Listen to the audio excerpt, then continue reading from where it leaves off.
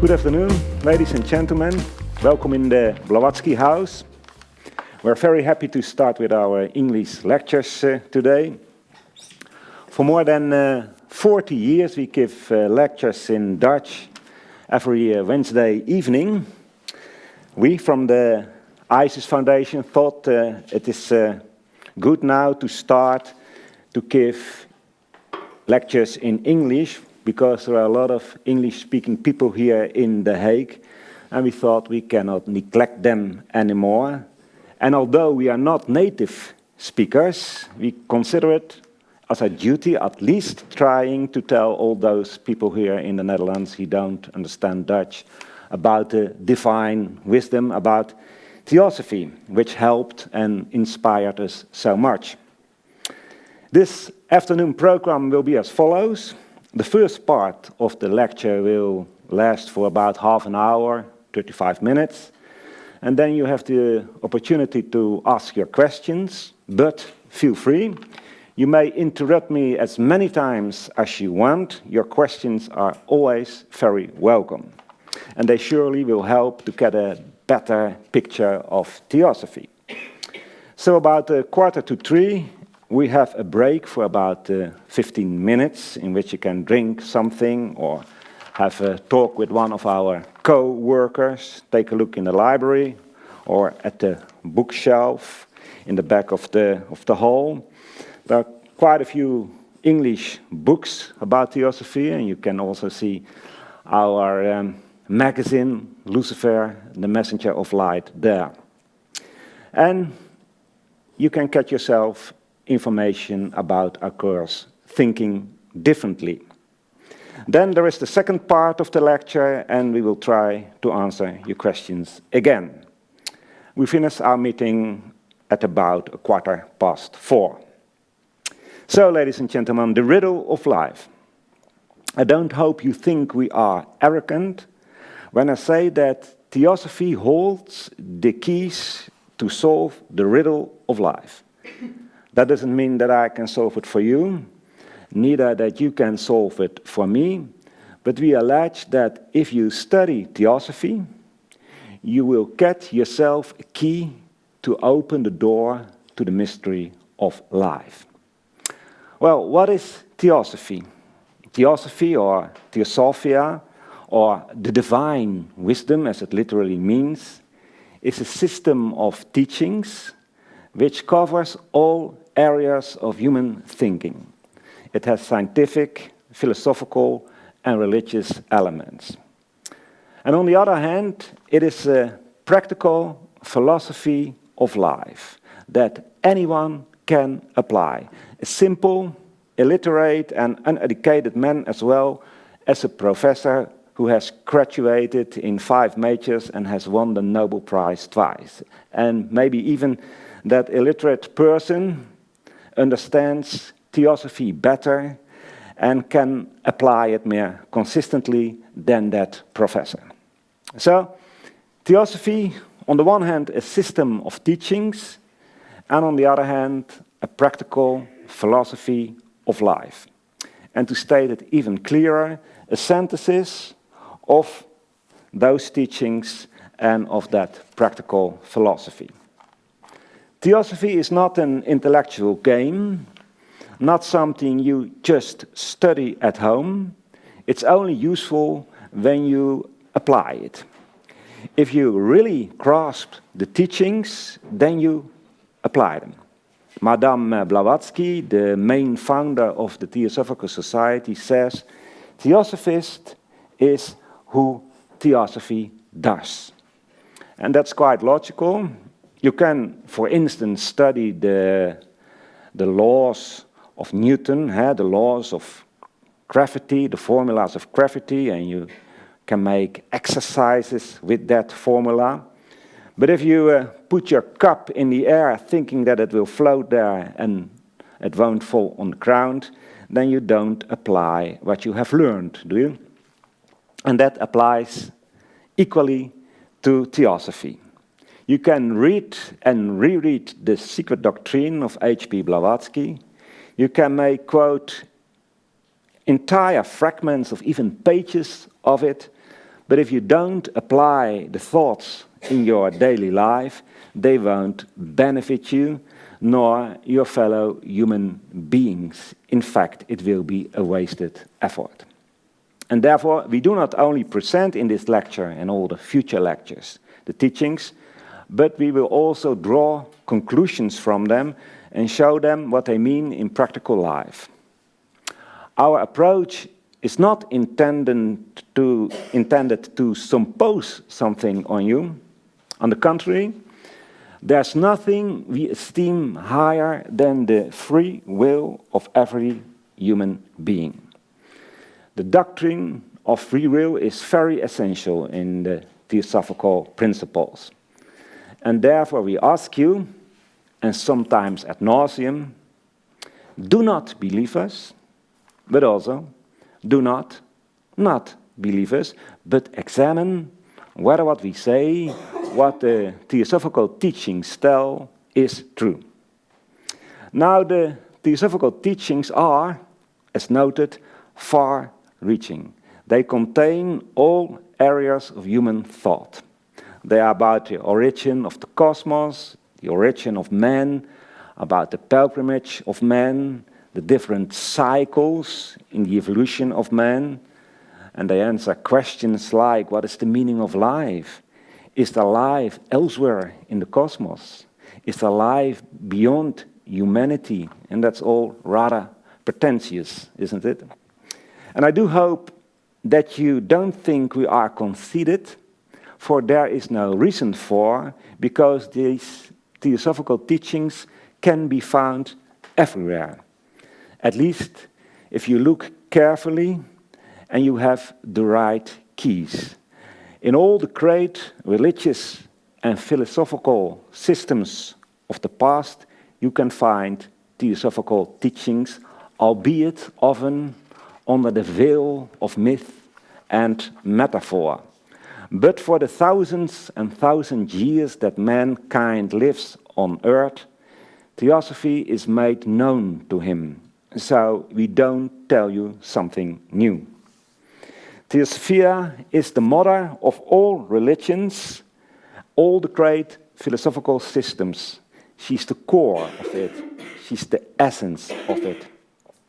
And what I'm about to say now may seem to contradict what I said before, but in fact that core is not so hard to grasp. Although the elaborations of the Theosophical teachings is often quite complex and cannot always be understood immediately, its core, its foundations on which those teachings are based, are only 3 ideas. And this afternoon we will discuss with you these 3 fundamental principles or fundamental propositions. And if you continue to follow the lectures here in the Blavatsky house, then you will notice that all of the teachings are based on these 3 principles. And if you understand those basic ideas well, if you test them in your daily life, if you consider whether they are correct or not, then all those Theosophical teachings will appear to be not too difficult to comprehend. So the entire Theosophical philosophy can be traced back to 3 principles. Note, these are principles, fundamental propositions, axioms, if you want. They are not dogmas. Just like mathematics is based on a number of axioms, likewise, Theosophy is based on a number of axioms or assumptions. And in its most basic and simplest core, there are 3 principles. Those 3 starting points can be further elaborated, and then you get 7 main teachings, which we call the 7 jewels of wisdom. We will present them to you this afternoon. What are those 3 fundamental propositions? You will find them in the introduction of the Secret Doctrine. We show them here very abbreviated. The first one is the boundlessness. Then cyclicality. And the third one, the obligatory pilgrimage of every being, or in other words, progressive evolution. This initial starting point, the boundlessness of space and the boundlessness of life, is the most important principle in Theosophy. And now I'm probably going to say something which is very disappointing, because everything we say about this premise is not right. Every phrase to describe it is incorrect and dwarfs it. I could devote an entire lecture on it. I could devote a series of lectures on it. And at the end of these lectures, you have to draw the conclusion that you still cannot comprehend the essence of it. Why is that so? Because a limited being cannot grasp infinity, cannot grasp boundlessness. And every being is by definition limited.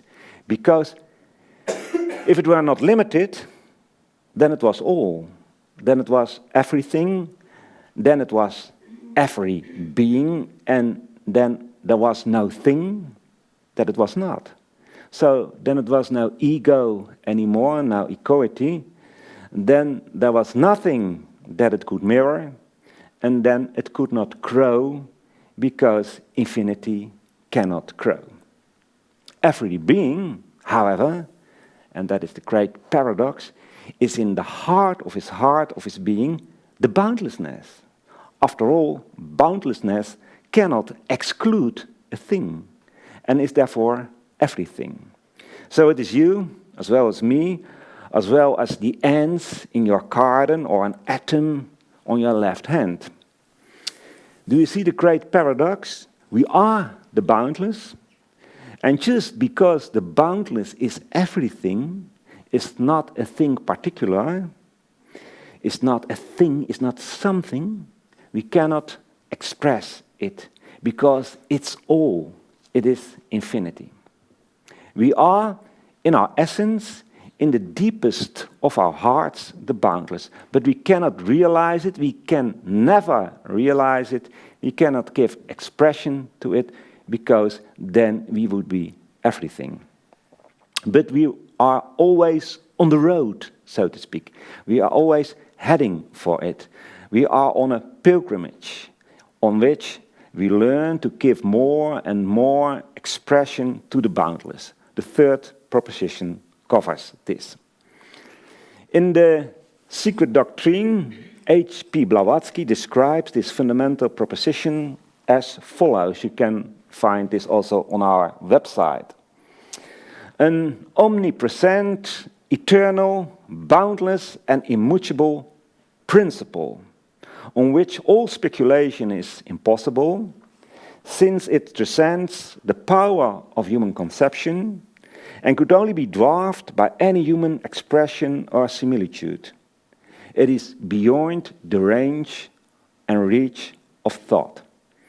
So it is unspeakable, it is unthinkable.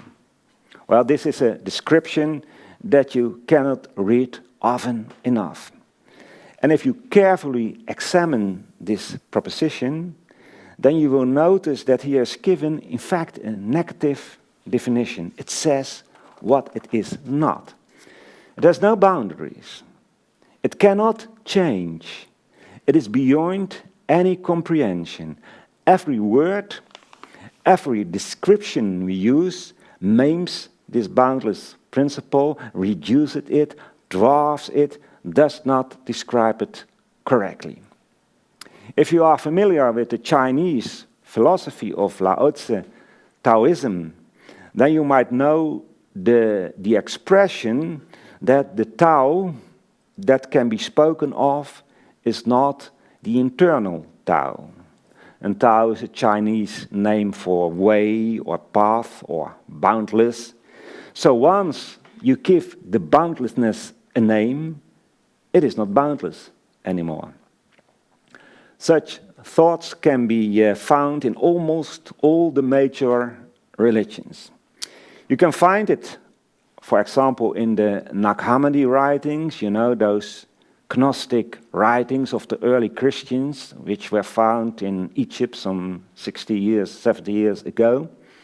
In one of those writings, you will read a completely negative description of what they call God the Father.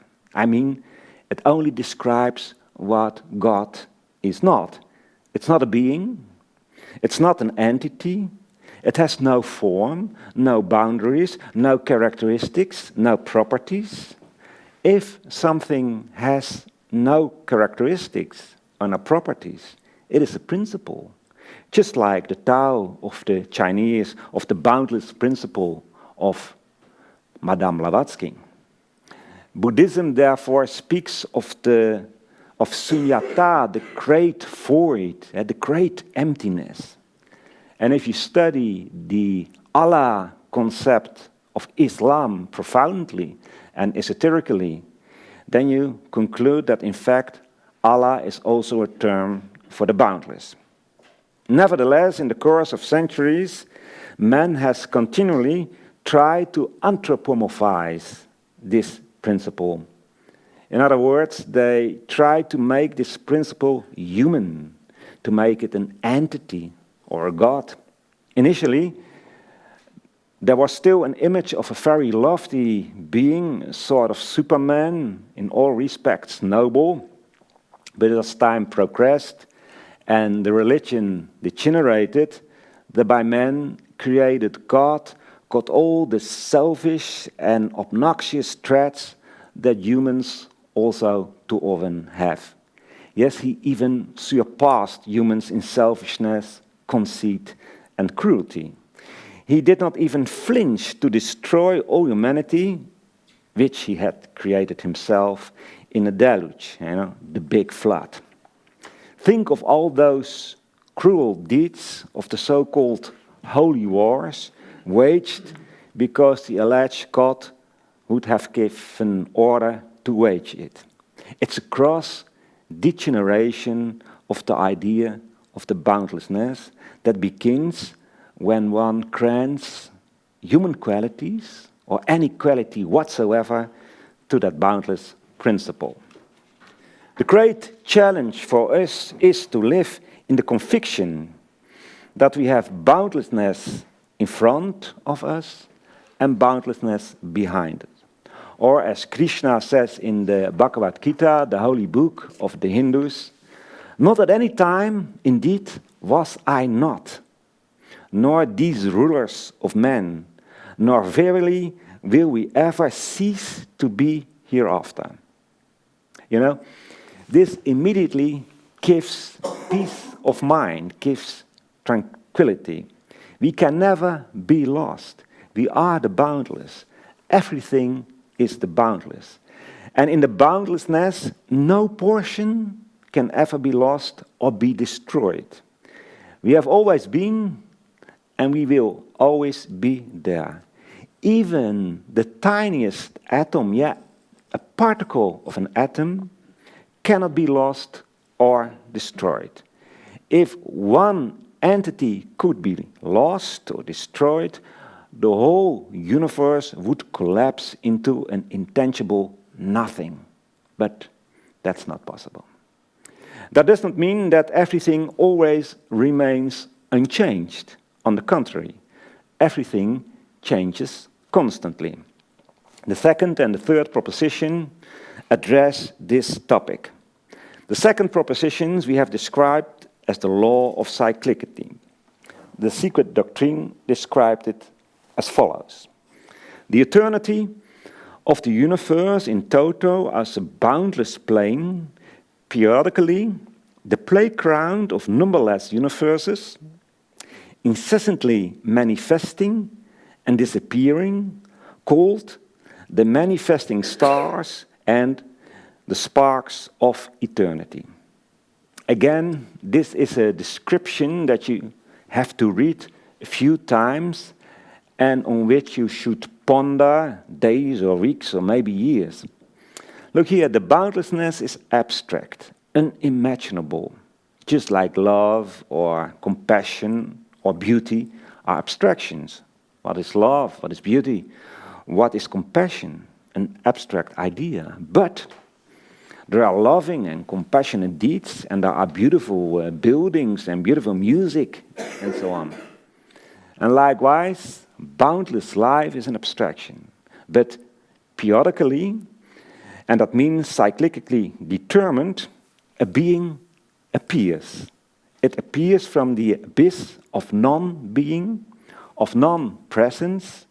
It is not manifested, and such a being could be a cosmos, a universe, but a sun, or also a planet, a human, even a firefly who only lives a few hours. Of course, the details differ, and of course, the time periods vary. A galaxy consisting of billions and billions of stars live billions and billions of years. For us humans, an incalculable period, while we live for about, let's say, 100 Earth years, and an insect perhaps only a few days of hours. But the basic idea is always the same. There's a period of activity where lessons are learned, in which an entity grows in consciousness, and then there's a period of rest, where lessons are assimilated.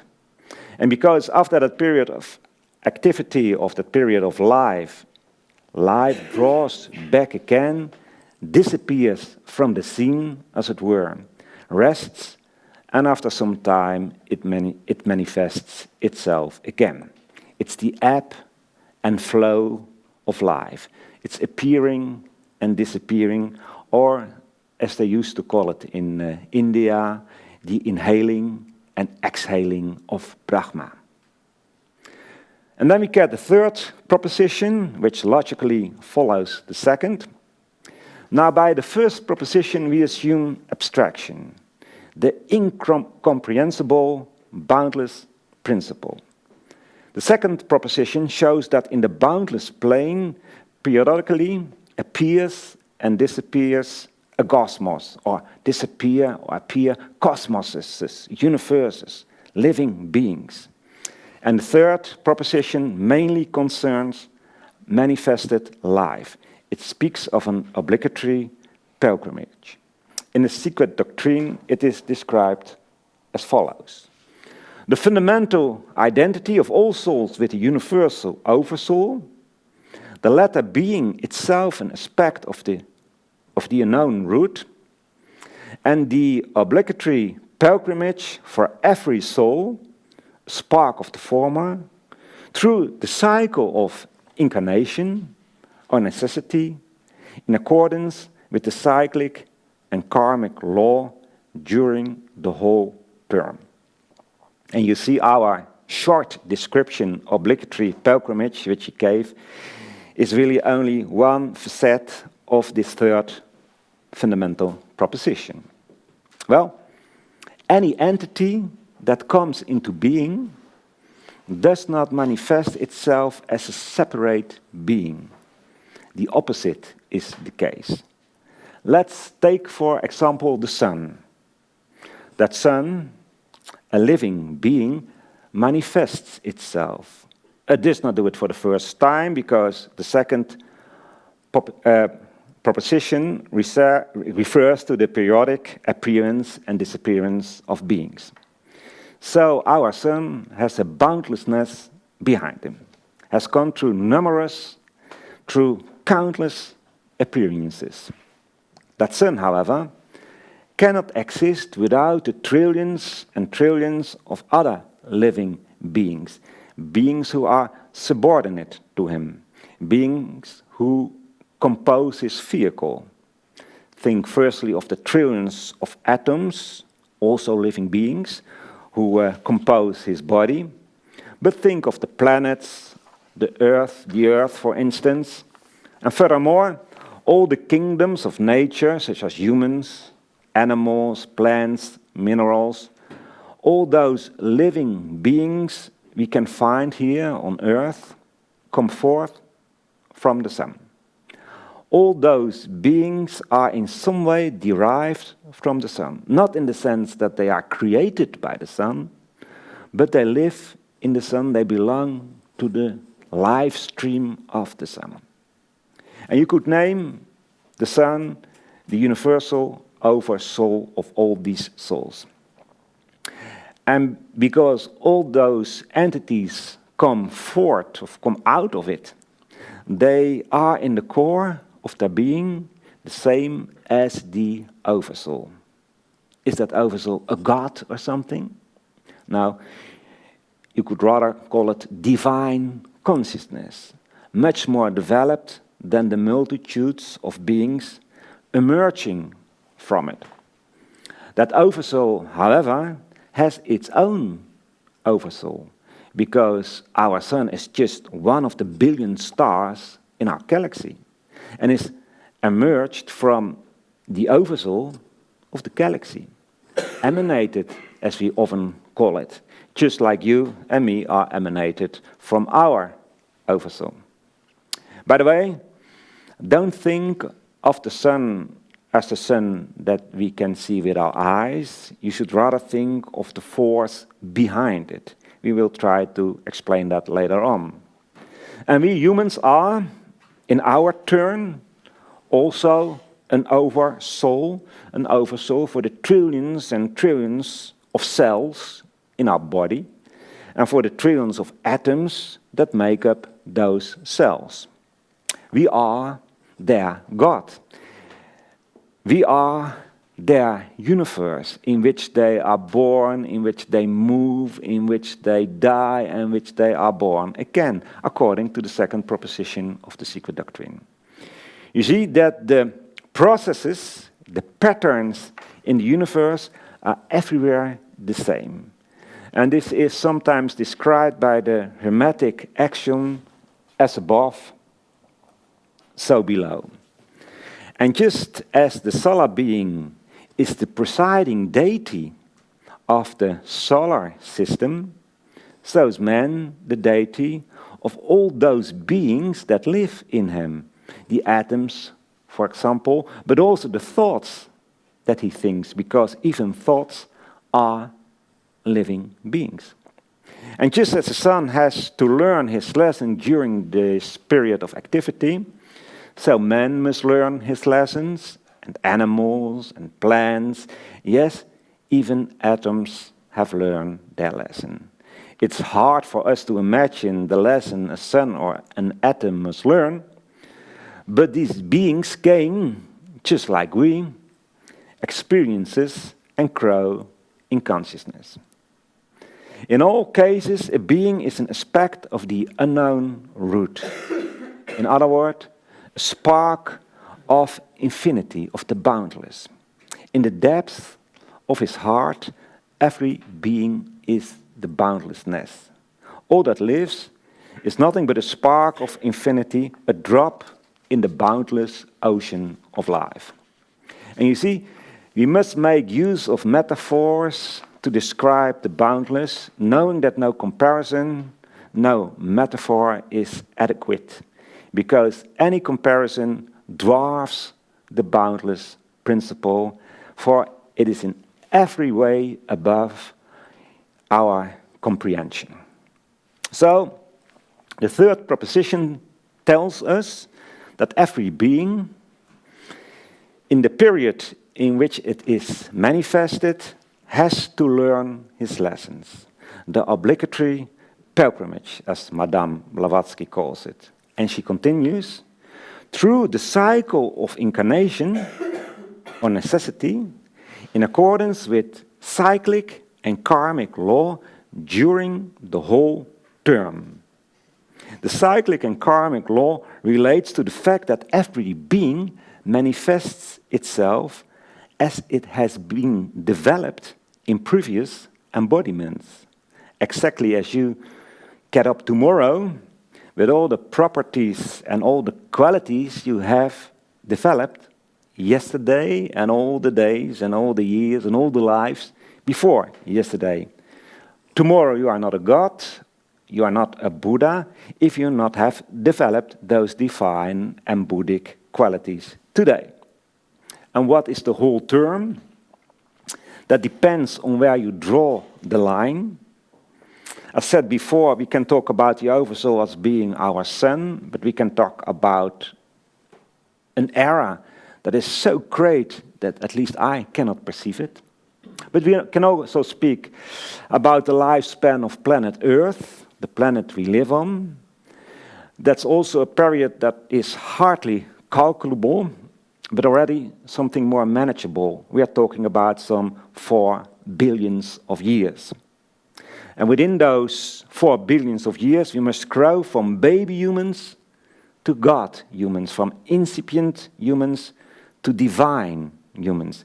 We need to develop everything that is within us, all our human possibilities and qualities, which is much more than many suspect, and we have to do this in this period of time. Later, when we talk about the 7 jewels, we can go a little further on this topic. And in the next lectures, of course, it is elaborated much more. We give only now a rough outline of the teachings. Are there any questions so far?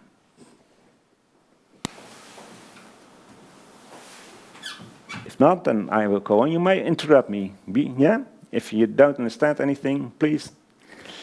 Well, the third proposition of the secret doctrine mentions an evolution and the pilgrimage. You must, however, keep in mind that we do not mean a physical evolution or a physical development, but a development of consciousness. You must always keep the first principle of Theosophy in mind, the boundless life. For what is the most important consequence of the idea of the boundless?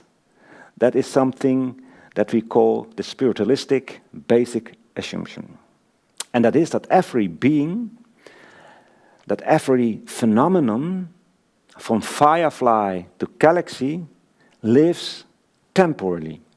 It comes and it goes.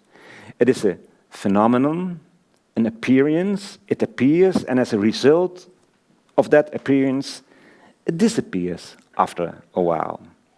It is a manifestation, and with that term we do not mean a group of people protesting, but a projection of something else.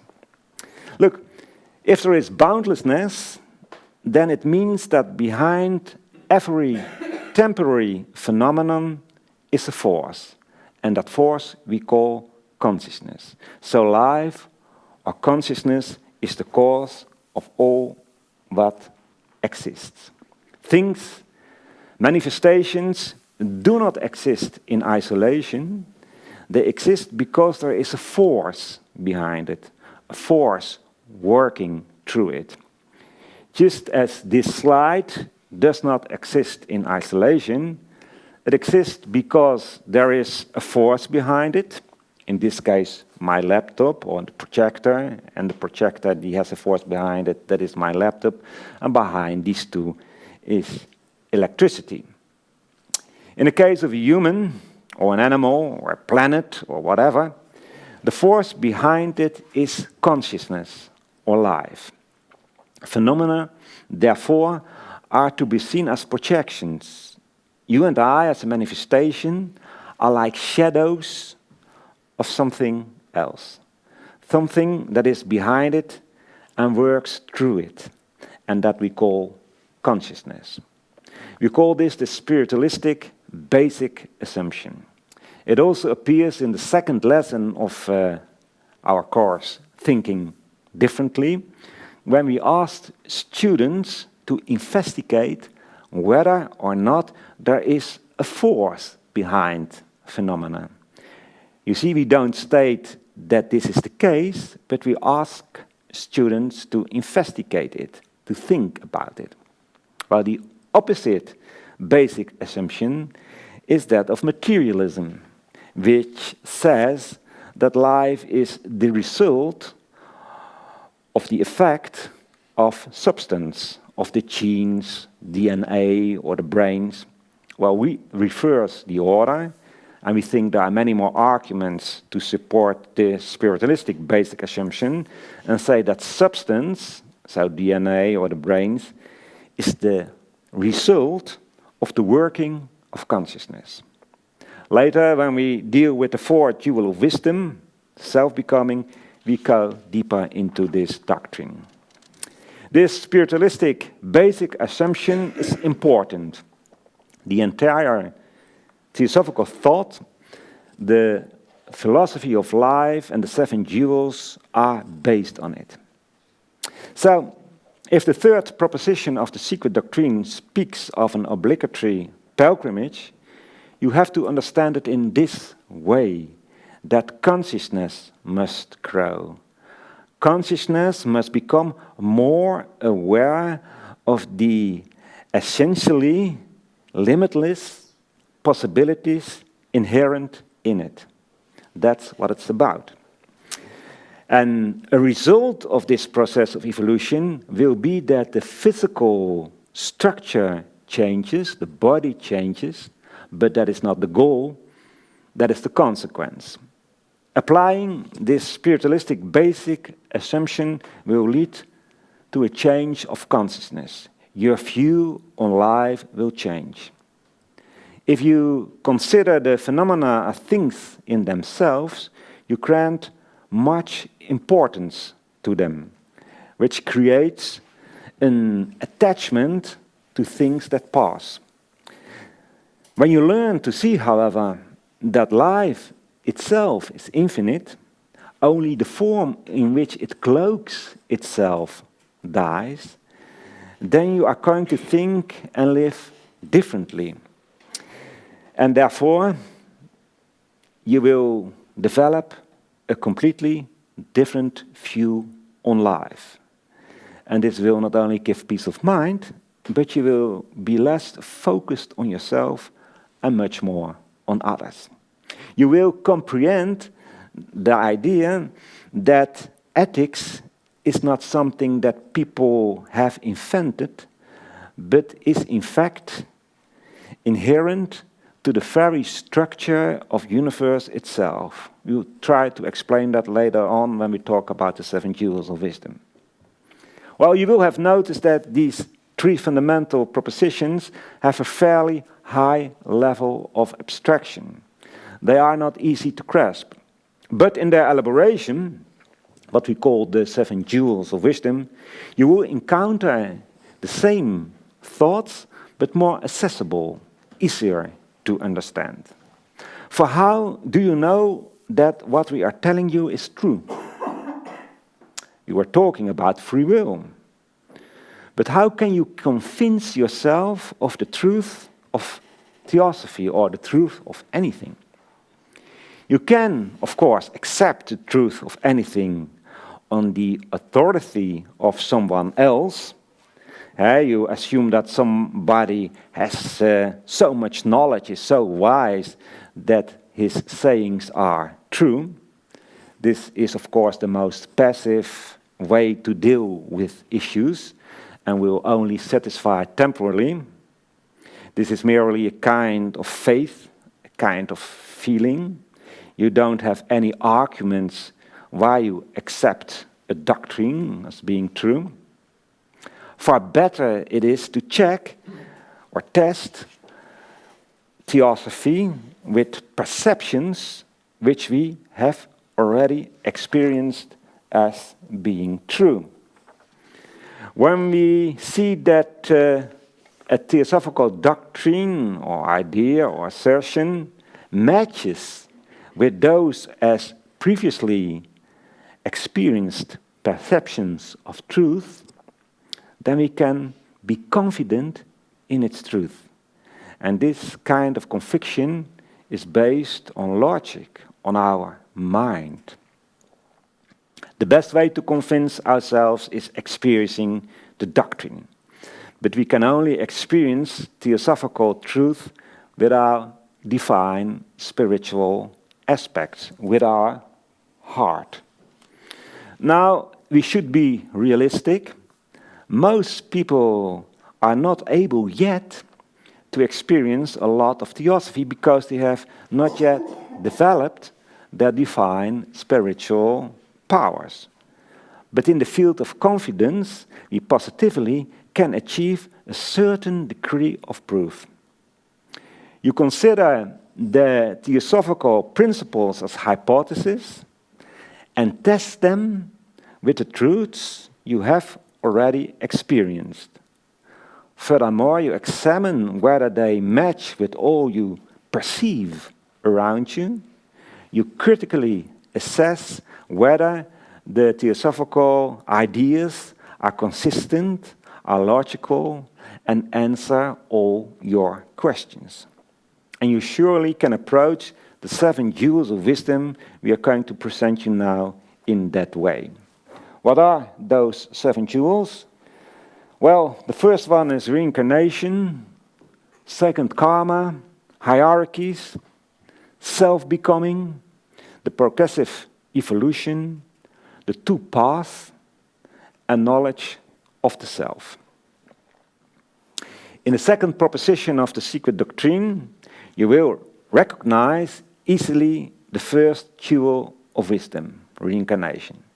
But in this case, when we apply the 7 jewels more particularly on the human race, we talk about the law of reincarnation. The acceptance of reincarnation has increased enormously the last decades. Today, more people in the Netherlands believe in reincarnation than in the doctrine of heaven and hell, at least according to a survey of the Scientific Council of the Dutch government from a few years back. Reincarnation means that after a life on earth, a period of activity, man goes through a certain period of rest, in which he gets rid of all earthly things, the body and the coarse, earthly, personal inclinations, and then he has, as a spiritual being, a blissful rest. And that period of rest corresponds exactly with the ideals which he cherished on earth. After that rest, he picks up all earthly elements again, and he is born again. The doctrine of reincarnation cannot be understood without the doctrine of karma, the law of cause and effect. Because every new birth takes place based exactly on the causes that were created in previous life, or rather, previous lives. So, no one is born somewhere by chance. You won't come to parents at random, or at random in a country, or in a certain culture. There was a cause why you were born somewhere and why you were born in a specific time. In this life, now, at this very moment, we are building up attractions. And attractions are always based on love or hate, or like and dislike, if you prefer these terms, or maybe better, sympathy and antipathy. Attractions bind us to certain people, certain states, certain situations. It's very simple. If you like football, you build up specific attractions with others who also like football, with situations where football is played, and so on.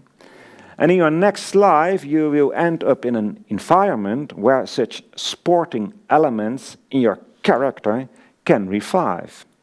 So you will be born to parents who are also sporty, or in a neighborhood or school where is a lot of sport. But beware.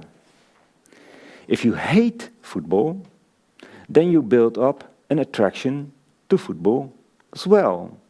It's an attraction of a negative type, of course, but it is nevertheless an attraction.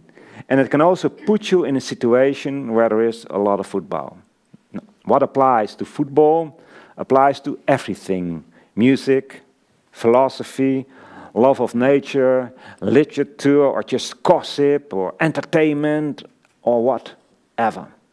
You always end up there where your character is attracted to. This also applies to the states after death. Anywhere, anytime, you are always yourself. And your environment is always a reflection of what you are. I'm not going too deep into this topic because over a month, on the 14th of February, there will be a whole lecture on the subject here in the Blavatsky House. So, any questions, ladies and gentlemen, so far?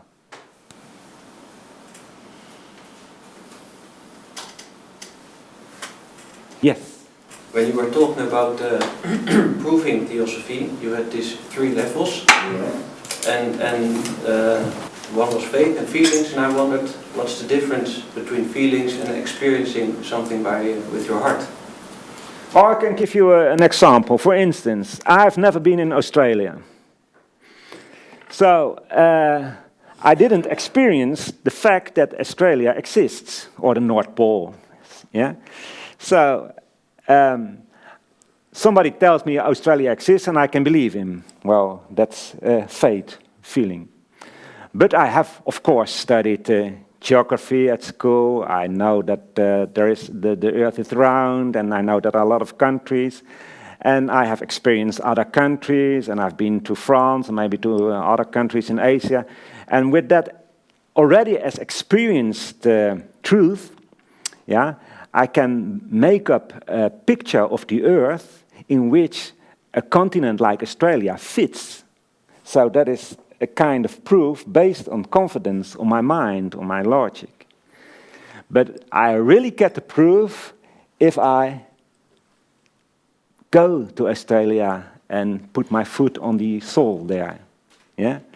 Well, that applies also for instance, reincarnation. You can believe reincarnation because I say reincarnation is a fact. Well, that is a kind of feeling, kind of faith. I don't recommend that, yeah, because don't believe us, but also do not believe us, yeah. Examine whether what we say is true. But you can think for yourself. Cycles, are there cycles in the world? Yes, there are cycles. Can I compare the situation of death and life with, for instance, sleep and be awake? Yeah. Does reincarnation give good answers to the questions I have about poverty, about wealth, about justice, injustice, and so on? And by doing so, you will get yourself a kind of proof that reincarnation is a fact. But you really get the best proof if you experience reincarnation, and that is when you don't lose your consciousness at the moment you fell asleep. So that is the third one.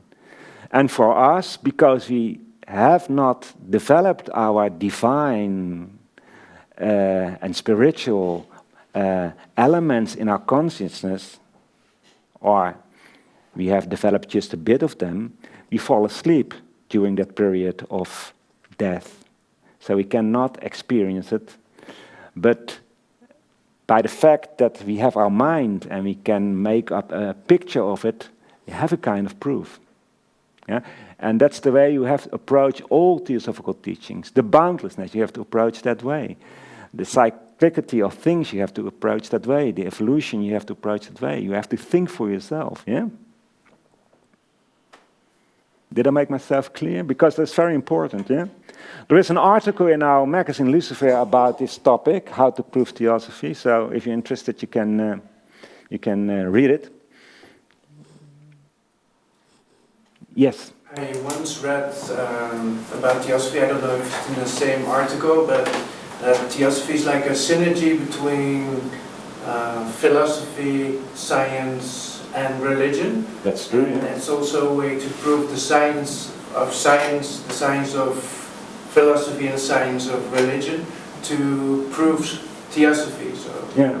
maybe you can explain a little bit more about that. Well, you know, Science examines the how of things, how it is, how does it work, how is it built up. Philosophy tries to find answers to the questions of why. Why are the things the way they are? And religion gives answers to the question, what's the sense of it? Why? Of the meaning of it? Yeah. So those three faculties belong to our consciousness, and you cannot neglect one. Yeah, if you neglect one, you are not a real human being. So religion cannot neglect the scientific and the philosophical part. Philosophy have to have a religious element and a scientific element, and science have to have a religious and a philosophical element. And a real scientist has those faculties in his consciousness. He operates, he uses them, like Einstein, for instance, who had a very philosophical view on things and also was very religious. So a real scientist has those other two elements as well. So if you can answer the question how things are, that's just 1/3 of the problem, because the next question is, why are they the way they are? And the third question is, what's the meaning of it? And we say that theosophy, but of course you have to examine it yourself, is the synthesis of those three. It's not religion, it's not philosophy, it's not science, but it's the synthesis of those three faculties. It's the divine wisdom. Thank you. I think we better can have a cup of tea or a cup of coffee now. You may talk with one of our co-workers. They're here for you. And I see you after 50 minutes, 20 minutes. Yeah?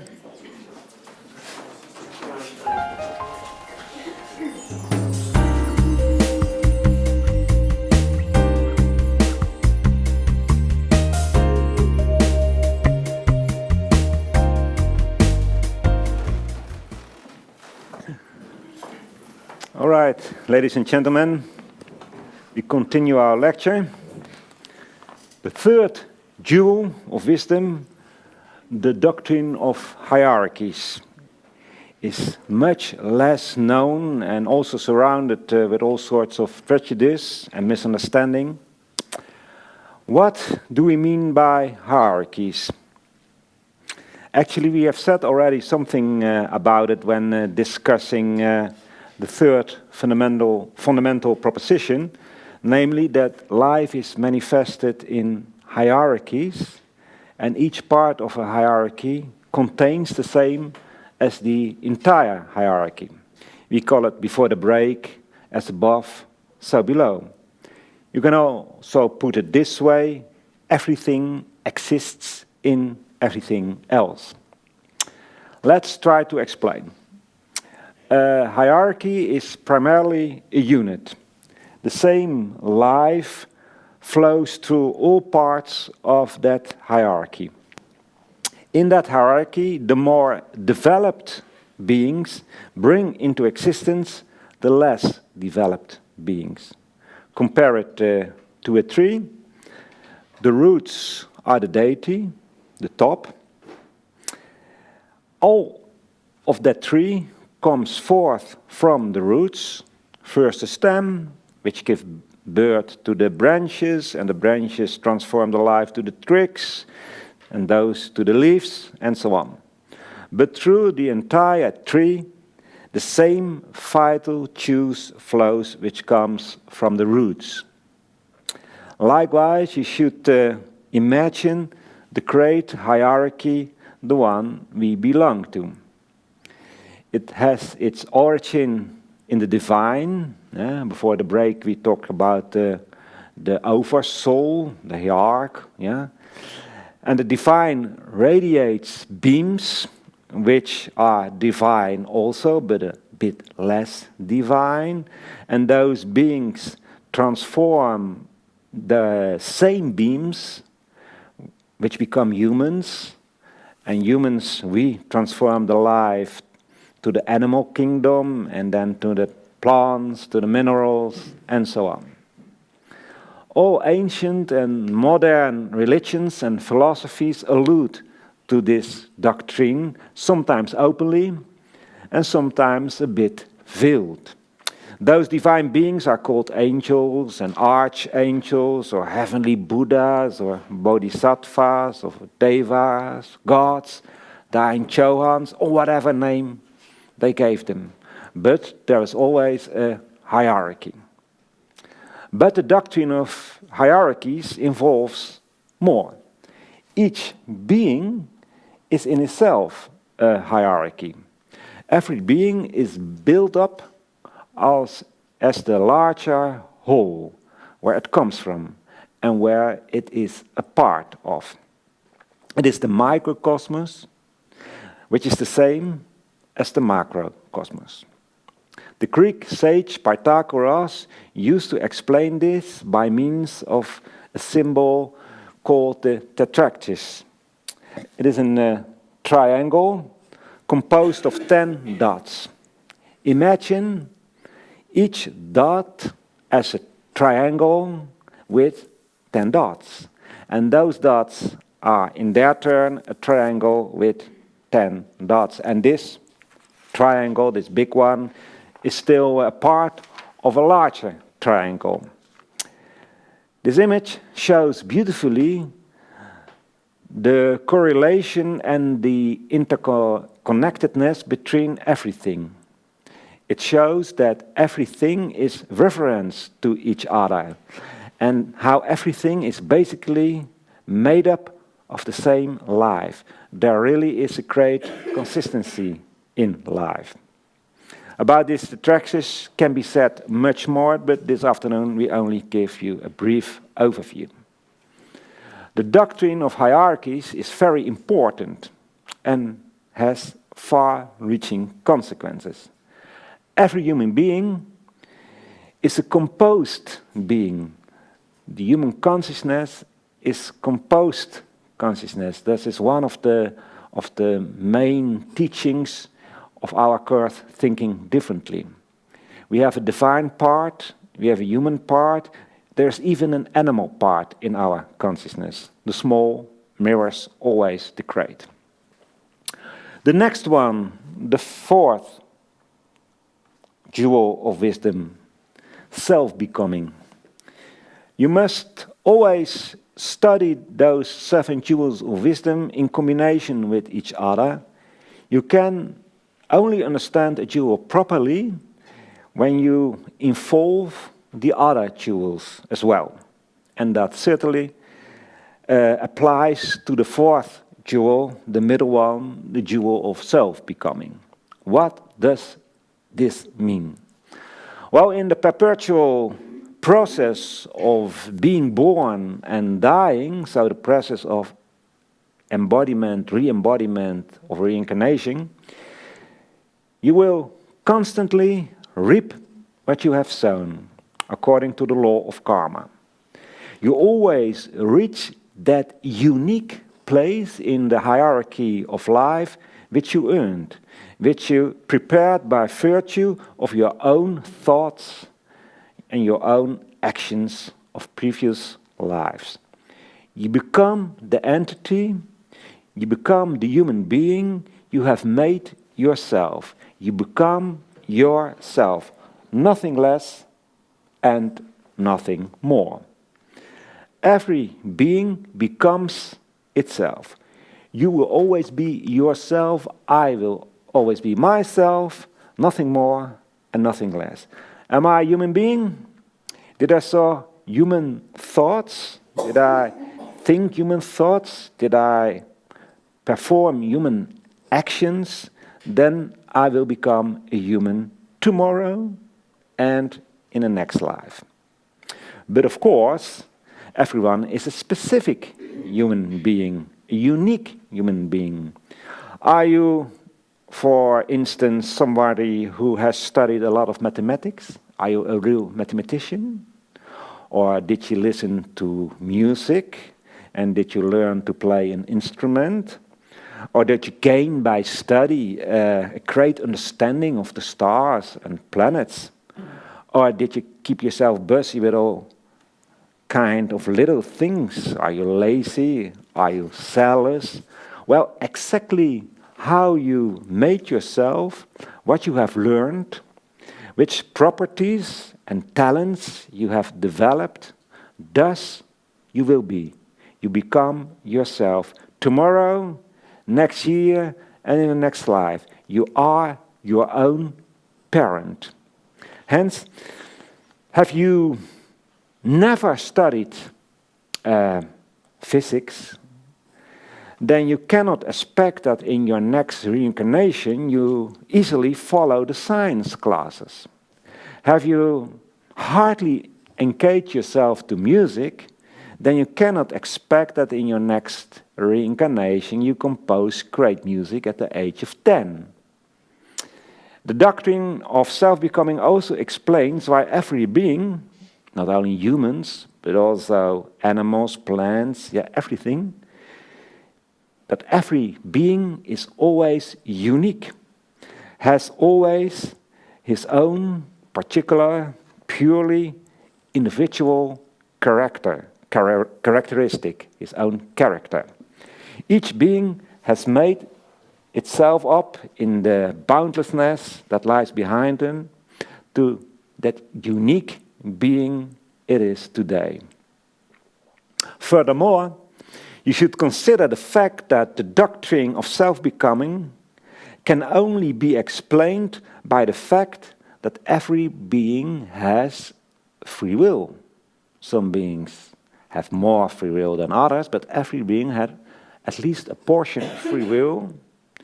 You see, this doctrine of free will is very important. Now, self-becoming is a dynamic process. We always become a little more of ourselves. We always develop something more out of the limitless potential that is within us. More and more of the higher spiritual and divine parts of the hierarchy that we are. We grow constantly. It's very important to realize that. Not without reason, this jewel is called self-becoming, which indicates that this process goes on continuously. And if you ponder about what we have told you this afternoon, you change slightly and become someone else. Maybe just a little bit, but nevertheless, you have changed. You change constantly. And in doing so, you constantly become yourself. You become, in fact, more and more of the higher qualities. You become your higher self. And that is expressed in the fifth jewel of wisdom, the one of the progressive evolution. We all know the word evolution, but the meaning that is given generally to it is very different from what the Theosophical says it means. The word is derived from a Latin word, exvolvere, which means developing, unwrapping, unfolding, or rolling out. According to the third jewel, we are a hierarchy. And that implies that there is a lot within us. There is a lot wrapped up, rolled up, and we have to unwrap to develop those latent powers and faculties. Evolution is therefore development of consciousness. We have to wake up, we have to develop abilities, qualities which are within us, native to and inherent in us, but which are still asleep. I'll give you an example. Everyone, there are no exceptions, everyone has mathematical insight. Everyone has musical talent. But there are people who have already developed these qualities quite well. They have activated them. Other people have not. These qualities are still sleeping or slumbering within them, so they have to work harder, should make greater efforts to develop this mathematical insight or musicality or whatever quality. So someone will learn more easily mathematics than others. That doesn't mean that the other people can never learn it. No, everybody can learn it, but if you have those qualities, it's easier because in other people they are maybe dormant, still latent. The awakening of those qualities, of those powers, we call evolution. And we call it progressive evolution because we increasingly develop, unwrap nobler capacities. And therefore, we grow in understanding, we grow in insight, in wisdom. We learn more and more to see through the illusory side of life. We understand that life in manifestation is an illusion. And therefore, we are going to focus increasingly on and identify with those faculties within us which have this awareness. So that we, at any given time, will have identified with our spiritual divine powers the highest parts of the hierarchy. So that we rise above the transience of existence and therefore also rise above the suffering that the life in this illusory world always entails. In short, we will learn to ascend or to raise to the intransient part within us. And we thus learn to detach from the suffering of the outer world. We will reach the other shore, as the Buddhists say. We will enter nirvana. Our philosophy of life seems to be finished here, because didn't we solve the riddle of life? But pay close attention. There are two jewels left, which are perhaps the most important. What does the jewel of the two paths mean? The sixth jewel. This jewel relates mainly to motivation. In fact, the first 5 jewels show what the meaning of life is. To peg out what's inside, to unwrap what's rolled in. You should roll out, you should develop what's potential in your consciousness. And that means for us, human beings, that we have to bring out everything that belongs to the human consciousness. All those human powers we have to activate. But why shall we do that? There are 2 possible answers. The first one is to free ourselves from manifested life and taste the bliss of nirvana. The second one is to be better able to help, to aid, to encourage and inspire our fellow men, our fellow pilgrims on the path of evolution, inspire them to walk down the path and release themselves from suffering as well, suffering that manifested life always entails. If you walk down the first path, you go, in a sense, faster, because you forge much less karmic ties with your fellow human beings and with states and situations that you have already overcome. Maybe a comparison will help to understand this better. Imagine you are with a lot of fellow pupils at school. You rush ahead. You are already studying new material, and you are also working hard to master that. You are a forerunner. You don't look back. You don't care that the other students are behind you. There's also another pupil, also a forerunner, but he involves himself intensively with the others.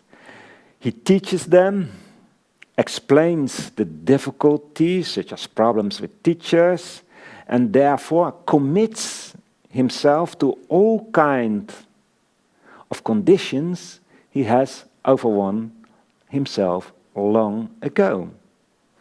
That second forerunner is somebody who is not driven by personal ambition, nor does he strive for his own happiness. His purpose is not to enter nirvana. Now his concern is the others. The latter forerunner is somebody, as we call it, who follows the path of compassion. Compassion comes first and compassion comes last with him. He's concerned with the big picture, with the total, with all students in the class. And that means all mankind, or even better, all living beings. He might go slower than the first forerunner, who of course also performs deeds, noble deeds, who is spiritual, has insight in the background of nature, but who is nevertheless driven by a subtle selfishness, because he wants to achieve the great salvation for himself. The one who goes the path of compassion for the sake of compassion itself, however, has a greater understanding of nature, a far greater understanding, a much deeper understanding how nature works. And this is mainly reflected in the seventh jewel of wisdom, which is the highest one and the hardest to grasp, and in which all the other ones come together. Actually, those other jewels cannot be understood properly if you not include this seventh jewel. The seventh jewel can be described as knowledge of the core or knowledge of the self. And these two are the same, because knowing the core is the same as knowing the self. We are not talking about the little self, the lower self, the personal ego. We are not talking about the faculties of the personality. Now we are talking about real man, the core of every human being. Hence, that core within me is the same as the core within you, or the core of the sun, of the core of an ant, the core of an atom, the core of a galaxy, a Buddha, or the highest conceivable God. And if therefore I know my own heart, if I know my own foundation, if I know myself, I basically know everything. I know all. The seventh jewel is, as mentioned, very, very difficult to understand. Because if you have found the core of your own being, then you realize the oneness of life. No longer do you see yourself as a separate being, but as a leaf on the tree of life, as a drop in the ocean of being. And not even a drop, a ripple, a swirl in the water. We live in the illusion that we are the drop. And if we have more awareness of life, we may think that we are the ripple, but in fact, we are the very ocean itself. On the seventh jewel, you can really only speak on the basis of comparisons or metaphors, and all those comparisons go wrong in a sense. Even highly spiritual beings, spiritual people, do not understand it completely. Of course, they comprehend more than less spiritual beings, and those less spiritual ones comprehend more than still less spiritual beings. And yet, everybody anyone can understand something. It seems as if the seventh jewel is an abstract, impractical idea, but that is not the case. It's very practical, at least it should be. Even if we are just a little bit aware of the core of ourselves, we would see the connections between humans and animals, between all living beings, and we could identify much more easily with others, understand their problems, see how they might fight with difficulties we have already overcome. Knowledge of the self furthers the understanding of connectedness and relationship with others. You realize that you are the other, which makes compassion the most natural thing in life. You will not wonder whether you should be compassionate or not, but you are the very compassion itself. And therefore, it is a good exercise to train yourself to identify with others. You must realize that you are the others, that you are your friends. Well, think about them. Think of each one individually, think of them collectively, but maybe you have also enemies, people who do not like you. Visit them too with your thoughts. Understand what drives them. Consider also that you are all the people of the town in which you live, The Hague, for instance, or any other city, for The Hague is just one of the many cities in the Netherlands. Consider the Dutch nation. But there are dozens, hundreds of peoples. Visit them too with your thoughts and realize that you are separated from nothing, that all these beings are, just like you, ripples in the ocean of life. Make this image so great and universal as you can. You are separated from nothing, not from humans, not from animals, plants, stars, gods. You are universal life. You are the whole. If you build up, at least if you try to build up, such an image of unity, even when it is far from perfect, compassion becomes a natural thing in life. Then you are also much more capable to understand the other jewels of wisdom, such as reincarnation and karma, and the most important, you are better able to help others, to show them the way, to explain the Theosophical teachings, and to be a great, inspiring example. Of course, you will make mistakes. You still make mistakes. You are not perfect. You will also have to make certain choices, but you never need to make a crucial choice, the choice of the sixth jewel, because you have chosen for unity, and you will constantly search for the best way to give shape to that unity. And in doing so, you will never be attached to your old personal opinions, your old ideas, for if your opinions do not satisfy you anymore, then broaden them.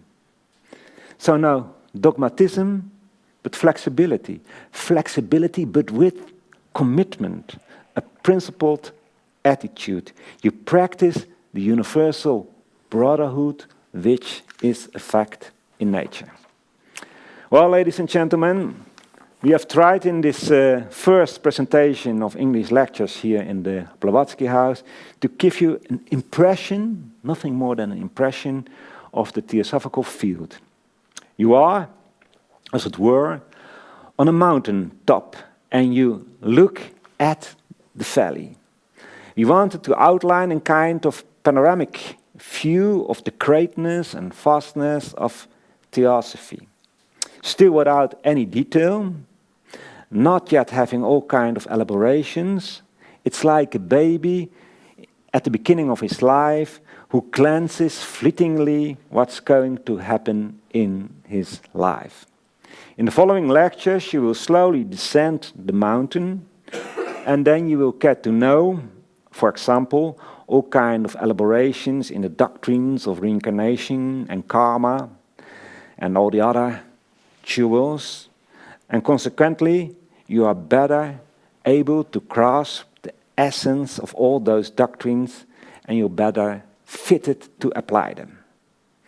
And if you have the perseverance to follow all the lectures, then you will stand in May on the same metaphorical mountaintop, but now with a much clearer view of the valley. And that means a clearer view of the vastness of the divine wisdom, the ancient Theosophical. And if the lectures don't satisfy you completely, perhaps you are more an active type, then we invite you wholeheartedly to take part in our course Thinking Differently, because when there are sufficient participants, this course can be given here in the Blavatsky House as well. I will now show you again the 7 jewels of wisdom, so you might ask your questions about them. So, any questions, please?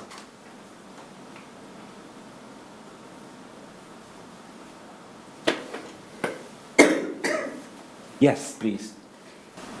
I can imagine that it's not so hard to understand reincarnation, but it may be very hard, and you also indicated this, that it is not so easy to understand, for example, the knowledge of the self. Mm-hmm. Now, if you understand reincarnation, how can, from this wisdom that you have gained, can you grow to understand the other jewels of wisdom?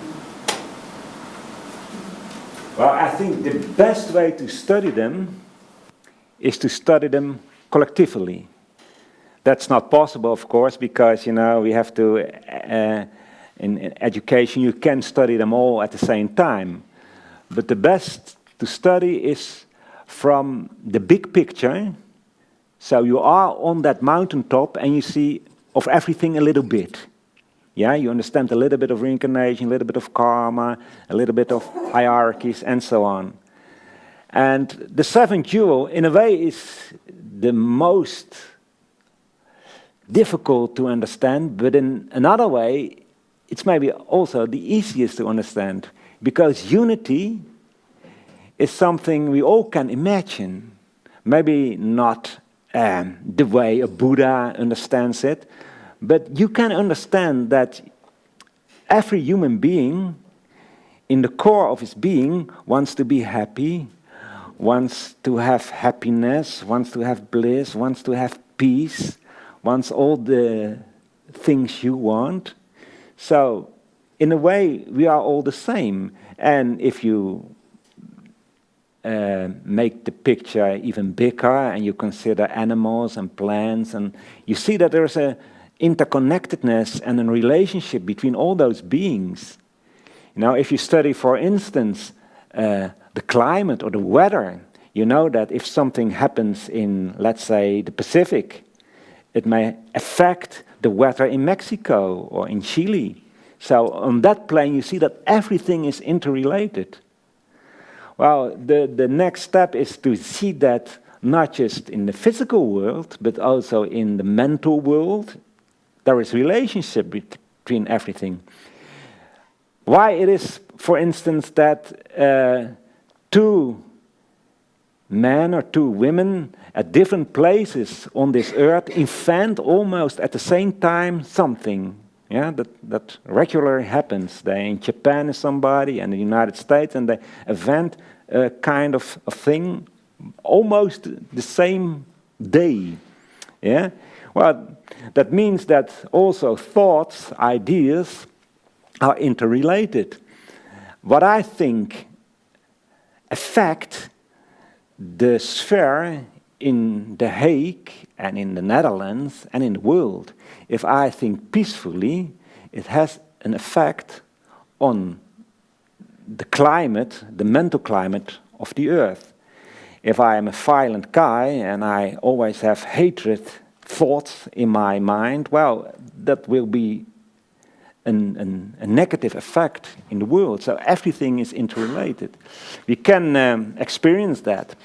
There are quite a few experiences, for instance, by Sheldrake, Rupert Sheldrake, an English biologist. How do you say that? Biologist, yeah. And he did some experiments to show that what one thinks in one part of the world affects what other people think. So there is an interrelationship between everything. There is oneness. And if you if that oneness is the starting point of your thinking, then you more easily can understand reincarnation and karma, because karma is only understandable because of the interrelationships of all beings. And the starting point of all theosophy is the boundless principle, which we told before the break. Yeah? That first principle is very, very important. That shows that everything in the core of its being is one, that everything is interrelated, and that, for instance, karma or reincarnation cannot exist if there was not a unity behind it. So, of course, you have to, it's good to study Theosophical teachings more detailed. And that's why next month we are going to have a lecture on reincarnation and karma with much more details than I have given today. All the processes of re-embodiment, of dying and being born again. It's very interesting. But you have always to put it in the big picture of the whole. I don't know if I have answered your question correctly, but maybe. Any other question, please?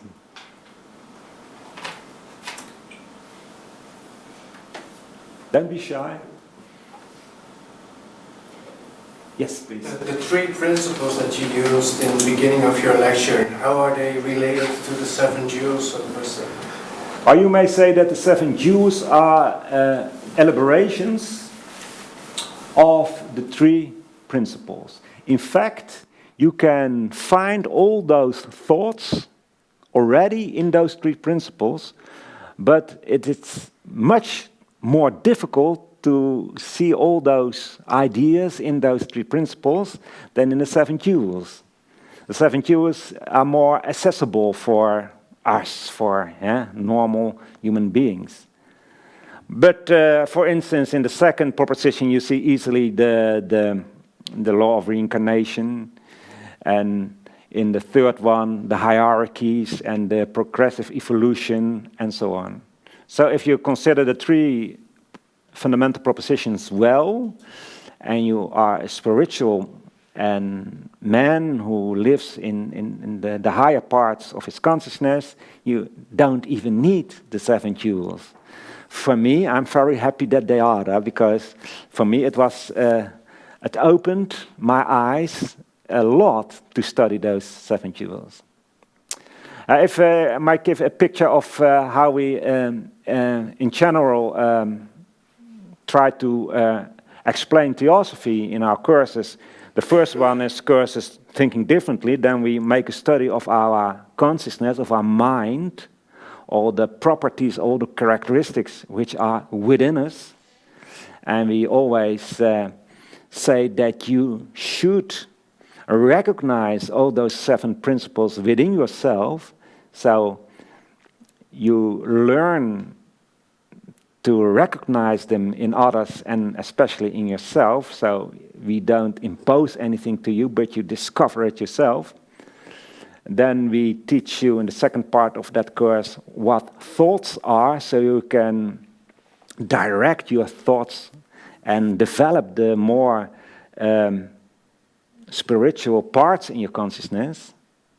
And then the second course we call life wisdom. Yeah, life wisdom. And then life wisdom is based on the 7 jewels of wisdom. So reincarnation, karma, and so on. And then in a rather easy way, but the structure is always the same. We give some ideas and ask the students, examine whether you can find the truth of what we say in your own life and in the world and in the society and in nature and so on. And if not, please tell it, because we can learn of it. Yeah? Can I ask a question? Of course. I mean, on your folder you say that with this philosophy you can find an answer to all the big questions. I mean, one of the big questions at this moment is the issue of refugees. So can you, from the perspective of Theosophy, can you give some new insights for a solution of that particular problem? Yes. The easiest way is to say, well, just wait 2 months. I think in the 3rd lecture this issue will be treated. But well, just to apply some of the Theosophical principles. Everything is interrelated. Everything is connected. So you cannot say the problem of the refugees is not our problem. They belong to us. Karma. We have saw some thoughts and we have performed some actions in the past, the nearby past, which resulted in a situation in Europe and I think worldwide where a lot of people are fleeing from their own country because they can't stay there because all of violence, war, etc. So the first thing we have to accept, whether we like it or not, that it is our problem. And we cannot say we close our country, we build a big wall and nobody can enter in our country because it's not our problem. That's not a Theosophical way of thinking and that is not the truth because it is our problem. That's the first thing. Then we have, of course, to consider the fact that those refugees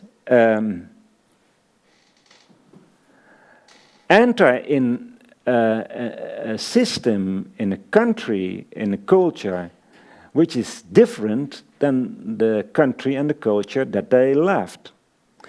Of course, we respect all thoughts and all religions, but we have also considered the fact that they should learn the way we have built up our society.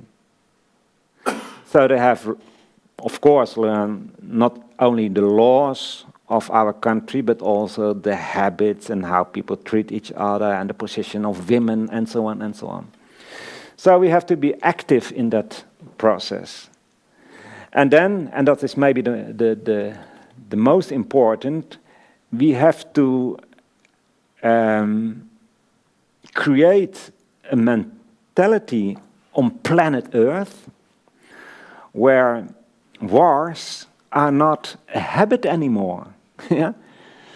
And that's not something we can solve in 1 day or 1 week, but we have to start with it and we have to solve peaceful thoughts.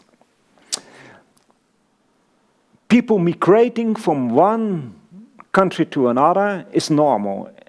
Yeah, there is no everywhere is motion. Everywhere you see that not only in the human kingdom, but everywhere there is movement. There's migration. For instance, the blood in our body is every second on another place. It's rolling and it's moving.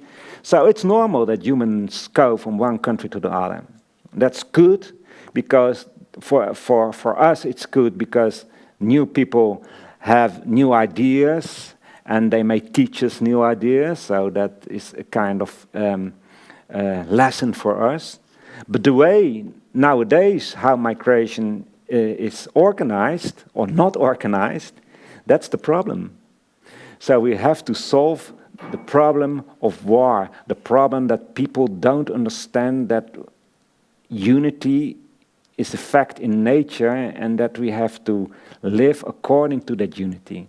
And that is, of course, a very difficult task, but we have to start with it, which is the only solution. And that means that we have to aid and help and inspire those people in those countries, in Lebanon and Syria and all the other countries in the Middle East and Israel, who already accept the fact that other people than people of the group where they belong to have rights also. For instance, there was in Israel an organization, a club of parents who have lost a child, Palestinians as well as Israelis.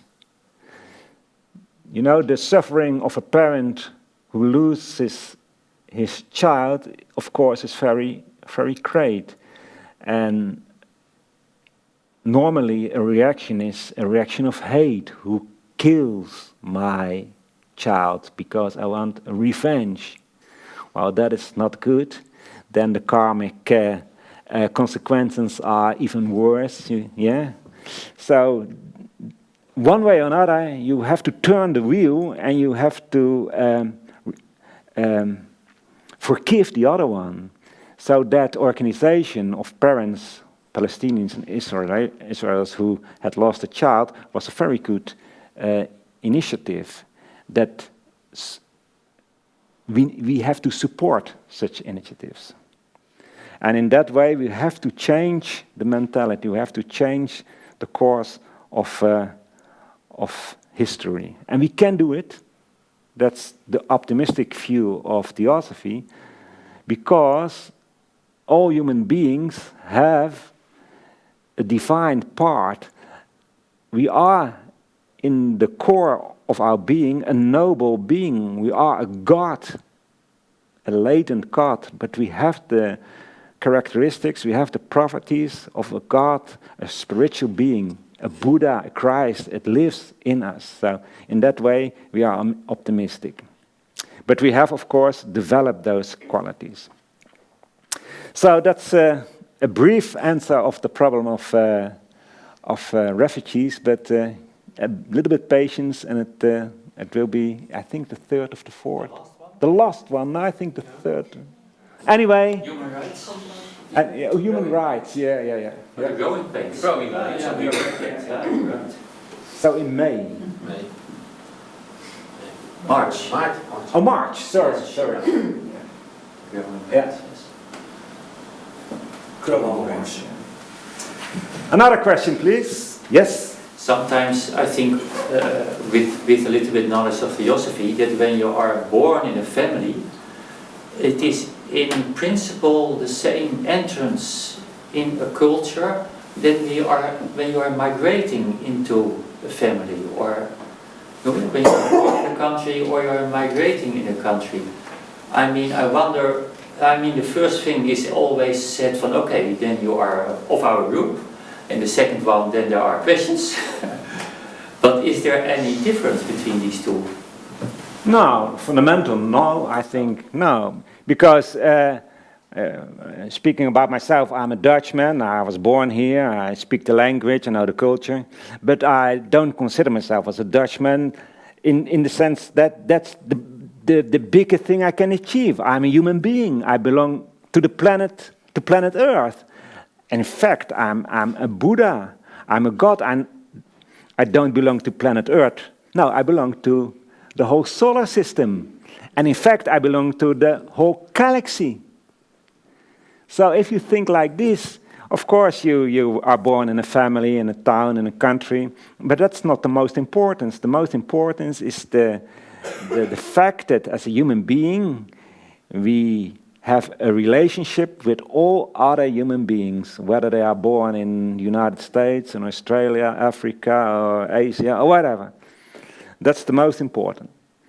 And there are some Dutchmen here who are maybe my own neighbors, who are on a greater distance from my mentality than somebody in India or in Brazil, or So that's not very important. Yeah, there are theosophies all over the world. Yeah, and there are people who are, live in what we call the heresy of separateness. They think that their country or their town or their football club is better than others. Yeah, and are willing to do the most horrible things to prove that. No, that's not my cup of tea. Yeah. But that would mean that I can today leave everything behind, my family. The fines I still have to pay to that society. That's the direction you want to go to. No. Go and find my luck somewhere else. But the first thing Theosophy teaches is that you have a duty to those people who belong to you. I mean, I don't think that your parents oblige you to marry you with your wife. It was your free will, I think. Yeah, I don't know. But I think it was your free will. You blame your father for it. Okay. But so you have, in all freedom, married a woman and have children, so you are responsible for them. Yeah? And you are responsible for your country in a way. Yes, please? Oh, no, just continue. I'm just... Oh, yeah. Okay, but he knows already. He was just teasing me, I think. Yeah. Could you show me the picture where you have the 3 steps for starting with, ending with heart and Feelings. Yeah. Oh yeah, I see a little bit. Yeah, yes. Go back in time, eh? Yes. Yes.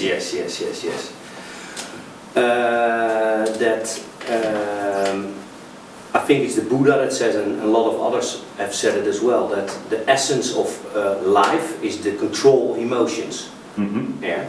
So how would that correspond then to something like this, where there's faith and there's feelings, and then of course when you have to make a decision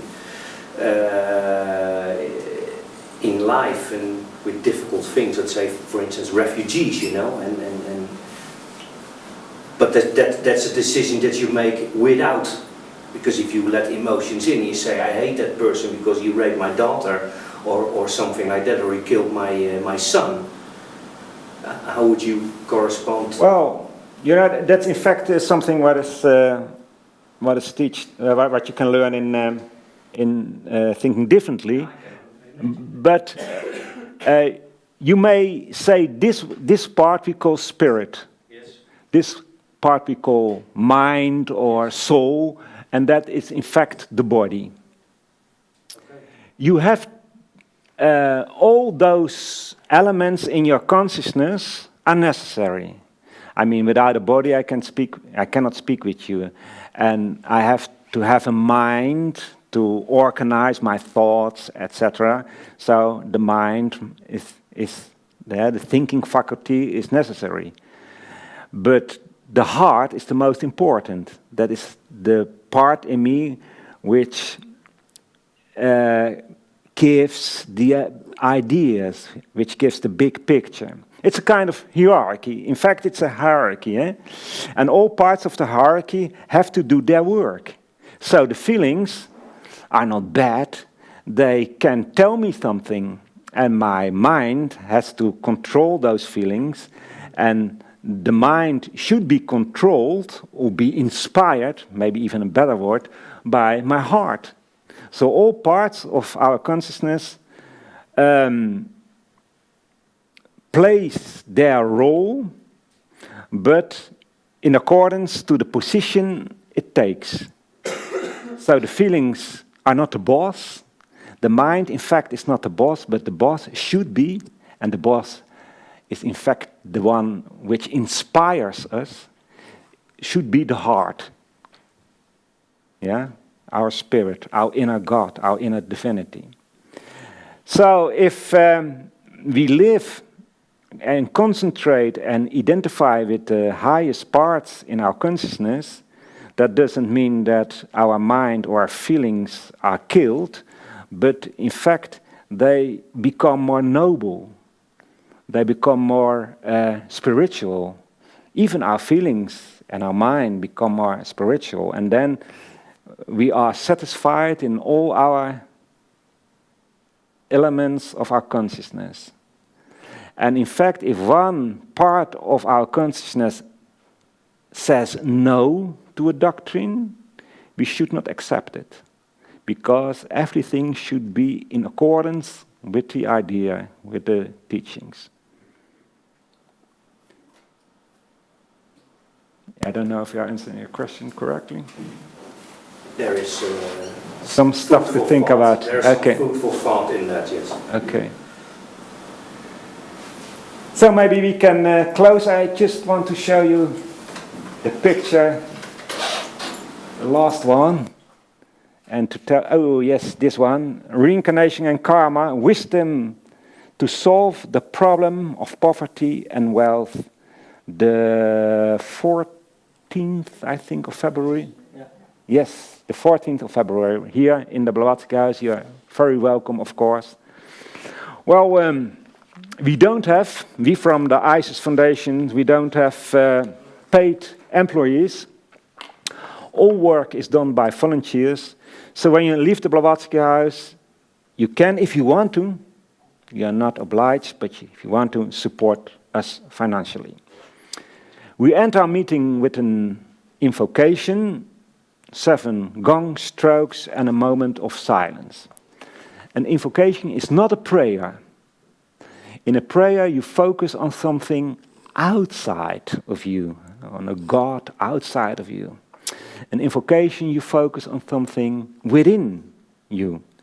You focus on the highest part of your consciousness, your heart, or your inner God, your divinity. The name is not important. And in this invocation from the Rig Veda, thousands and thousands of years old, the divine within ourselves is called the golden sun. O thou golden sun of most excellent splendor, illumine our hearts and fill our minds, so that we, recognizing our oneness with the divinity, which is the heart of the universe, may see the pathway before our feet and tread it to those distant goals of perfection, stimulated by thine own radiant light.